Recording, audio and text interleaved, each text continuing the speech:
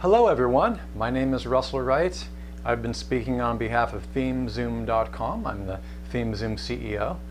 We've been talking about the future of the future and unmapping the web. We started with part 1 and moved on. We are now on part 6. This is extremely esoteric. If you've gone this far, I do recommend that you go back starting from Unmapping the Web video 1 because we're building upon ideas. And these ideas are the ideas of futuring and neuroeconomics, neuroplanning, neuropolicy, heuristics, almost to the point where we're talking esoterically about technology.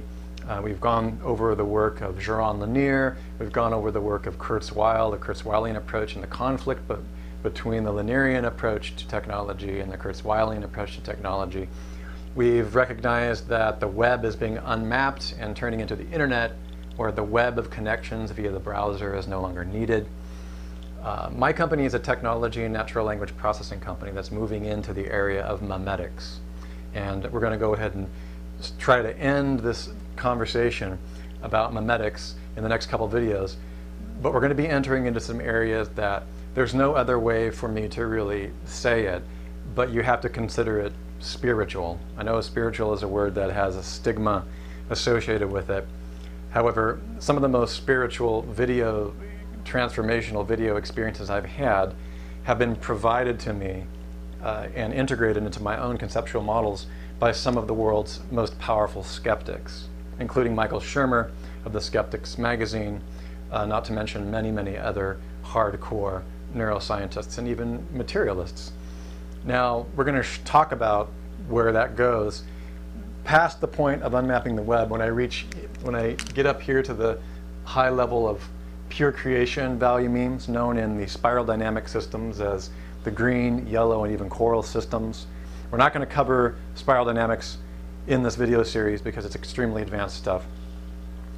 But I do want you to know that we're going to end this video series as part of my business, ThemeZoom, and all of our keyword tools and natural language processing and heavy-duty data mining tools, which is all fun and it's how I earn my living.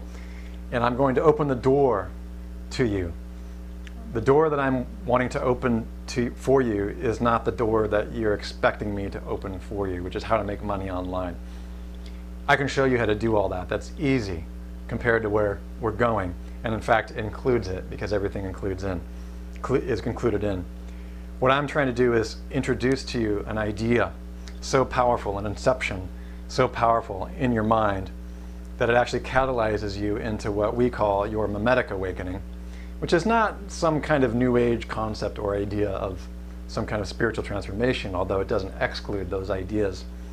A memetic awakening is a sudden, tacit, profound recognition, that a grounded recognition that is through the balls of your feet, that everything surrounding you, everything that you're looking at, everything that you're creating and participating in is in a process of replication, and everything in your psychological, emotional, physical field is either in the process of creating and replicating or not creating and replicating. Everything is in a dynamic flex. Everything is trying to get itself copied.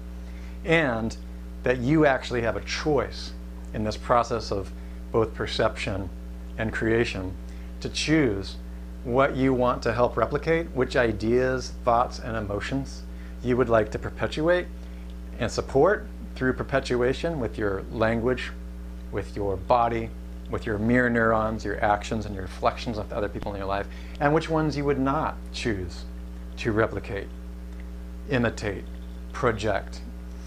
If the meme stops with you, if the buck stops with you, it's going to be that much harder for a bad idea to be passed on. An example of that is with replication of, say, a bad idea like propaganda, like say, take Nazi Germany.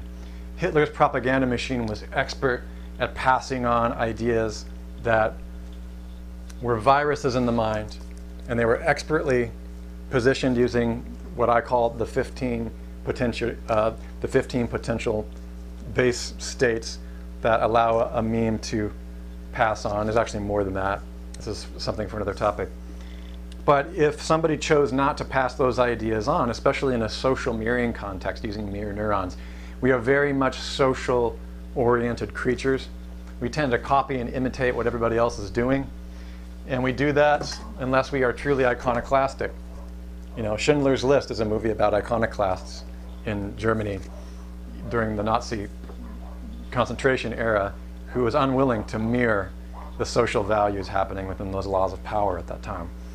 So what I'm trying to teach you is that, and share with you and collaborate with you on, is that a mimetic awakening will ultimately lead to our movement out of our early sexual evolution in gene replication, where genes modified you to feel and think and behave in certain ways, and ultimately so that the genes would survive.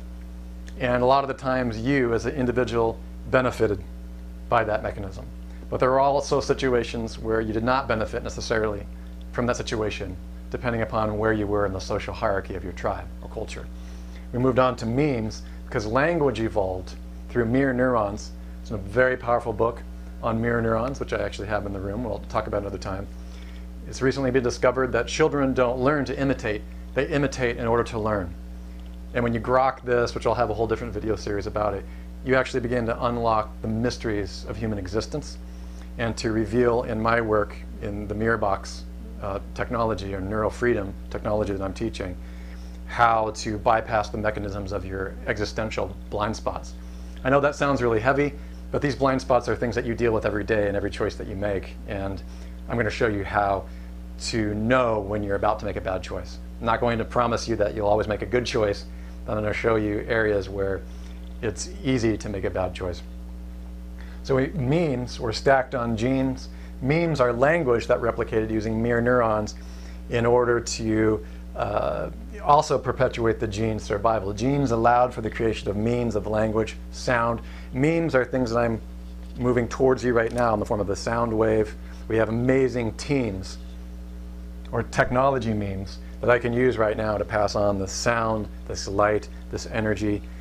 And it's very amazing to think that where once the printing press was considered the fastest, transactional velocity, interaction velocity, now we have it at the speed of light and sound, not just the speed of paper and motion. If you look at the power of that, it's very important for every human being on Earth to begin to have their memetic awakening and move into the epimemetic awakening.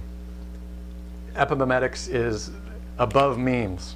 Means that you're no longer controlled by your genes, your epigenetics, your memes, or the ideas, that you're very aware of the tendency. Let me give you an example. When you receive a viral email about a conspiracy that everybody is claiming is happening from some of these conspiracy websites, not that they're wrong or they're right, but you have a choice whether to pass that on.